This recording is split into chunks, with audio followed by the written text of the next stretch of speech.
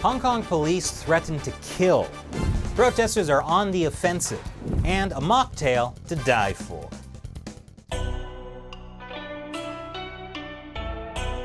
This is China Uncensored. I'm Chris Chappell. This week in Hong Kong. In a move that is surely going to make everything better, Hong Kong police officers are warning they might have to kill protesters. Some police claim they feel so threatened by protesters they would need to use deadly force to defend themselves. Those poor police officers. If only the Hong Kong protesters could understand what it feels like to be threatened with violence. But attacks like that are changing in Hong Kong. Instead of protesters getting attacked in one big group, now people are just being followed and then attacked individually. Sure, it's less efficient, but it's way more intimidating. On Tuesday, Hong Kong pro-democracy lawmaker Roy Kwong was attacked by masked men who pulled him out of his car. This dash cam footage posted by RTHK shows 3 men kicking Kwong and then running off. Apparently, a 4th man filmed the attack, which seems like a bad idea if you're at all worried about getting caught. Kwong was hospitalized with neck injuries. Meanwhile, a government spokesperson has said that the police will follow up seriously in order to bring those responsible to justice. Maybe look for the guy with the incriminating video. But that's not all. On the same day, a reporter for the pro-democracy newspaper Apple Daily was attacked in a restaurant.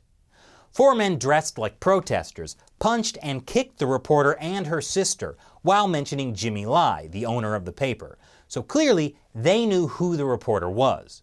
Apple Daily is offering a reward for information on the attackers. But that's not all.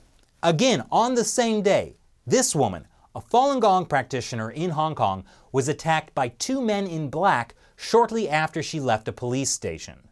The masked men hit her several times with a baton, then jumped into a white car and got away, which again does not sound like a random attack.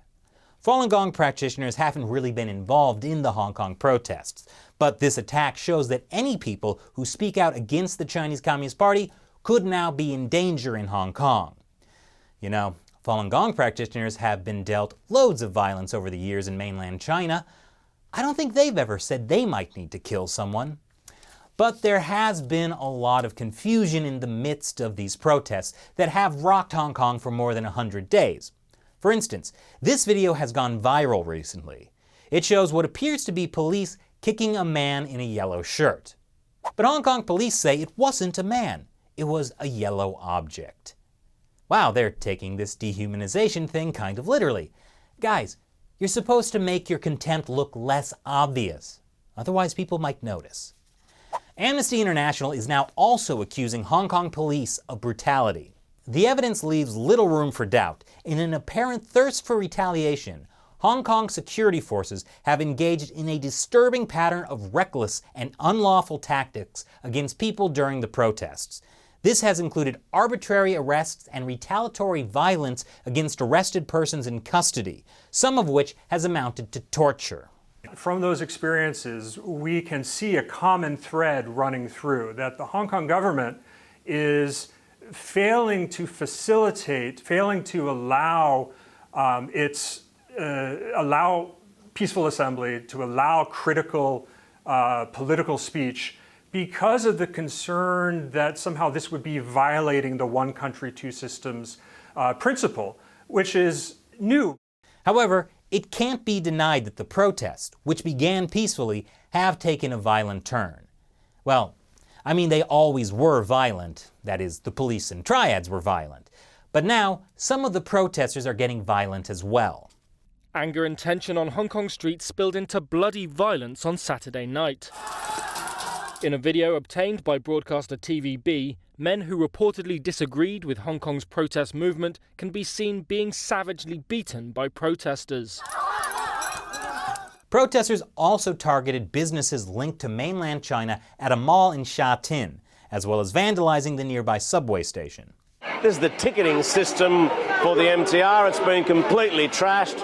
People have sprayed all over it. They've even smashed holes in it. Protesters started targeting the subway after the MTR started shutting down stations near protests after being criticized by state-run media, and police started beating passengers in subway stations. But now that protesters have also started trashing subway stations, at least the protesters and police have something in common. Protesters have also set various small fires over the past week, for instance outside a police station, and near the Sha Tin mall. Tensions are running high. A group of protesters attacked this pro-Beijing man before other protesters broke up the fight. That's why I think people just need to chill out with a nice mocktail, like this one from a Hong Kong diner that's offering a protest-inspired menu. This is the Eye for an Eye soda. It's a reference to the young woman who was shot in the eye by a police rubber bullet. Obviously, the police had been very afraid for their own safety when they shot her. The menu includes rice balls named after the protesters' 5 demands, like universal suffrage and an investigation into whether police have used excessive force. There's also a soup called beaten raw pork, a nod to clashes that have turned violent. If you want the set meal, that'll be a full gear, as in face masks, umbrellas, and all the other ad hoc battle armor worn by demonstrators. Wow, I hope an investigation into whether police have used excessive force rice ball flows a little better in Cantonese. But the Chinese Communist Party still hopes it can drum up a little patriotism in Hong Kong. An upcoming Chinese propaganda film called My People, My Country will celebrate the October 1st National Day holiday. And Hong Kong is a particular focus of the story. One of the 7 stories in the movie is about getting the Chinese flag raised in Hong Kong at the stroke of midnight on July 1st, 1997. 0分0秒升起中国国旗，这是我们的底线。对，听见国歌就升起，1秒都不许晚。 I assume that's because if there's 1 second of delay, the flagpole will blow up. Otherwise, why are they treating a flag raising like MacGyver disarming a bomb? And now it's time for me to answer a question from one of you, a fan who supports us through Patreon, which, I might remind you, is critical to our continued coverage since YouTube demonetizes most of our Hong Kong episodes. David Tower asks, I just don't understand why people still think China is a reliable trade partner. It's obvious they are the enemy of the USA and many other countries. An interesting question, David. It kind of goes back to the original pusher of China appeasement and engagement, Henry Kissinger. Now, when President Nixon secretly sent him to China in the 70s, the US was seeking a way to counter the Soviet Union.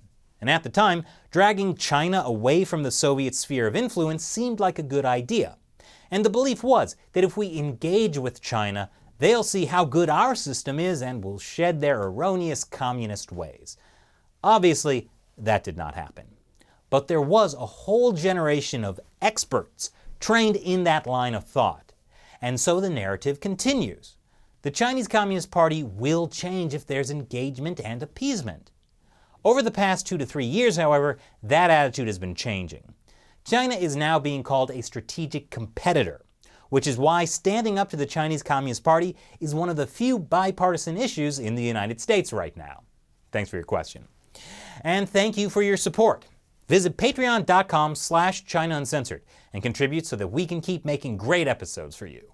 Once again, I'm Chris Chappell. See you next time.